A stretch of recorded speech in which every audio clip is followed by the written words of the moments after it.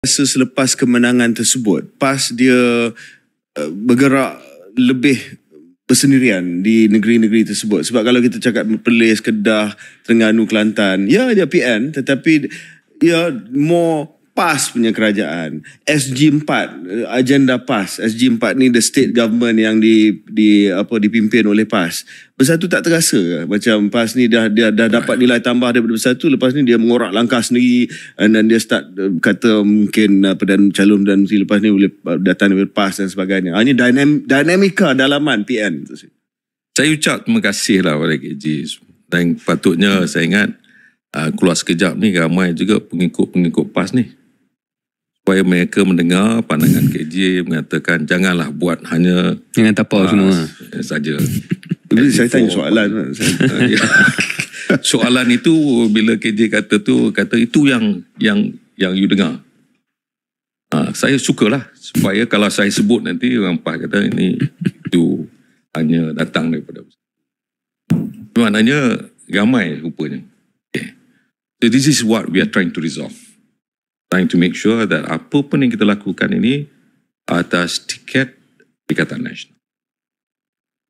Tuk Sri, masih dalam soal hubungan Bersatu dan PAS, tanggapan yang disebut oleh KJ tadi tu awal tadi soal Bersatu menunggang, dulu menunggang yang ini, sekarang menunggang yang itu, mungkin dia datang, kalau tak tepat pun Tuk Sri, dia datang daripada satu pemerhatian bahawa Bersatu tidak mempunyai akar umbi yang begitu meluas. Kalau Bersatu ingin modelkan dirinya sama seperti UMNO ataupun serupa seperti UMNO, tapi satu komponen asas ni tidak ada. Yang mana PAS ada, UMNO ada, Bersatu nampak macam masih nipis. Syaril, come and join us. Then you know. Dalam waktu sesingkat, PAS wujud sudah hampir 70 tahun kalau tak silap saya. UMNO melebihi 70 tahun. UMNO bangga mengatakan keahlian 3 juta. PAS 1.2 million.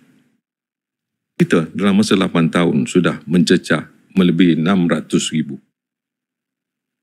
And I can say sebagai bekas Susah-Agung, Timbalan Presiden sekarang, saya bangga mengatakan, menunjukkan bahawa ini adalah sesuatu perkembangan yang baik.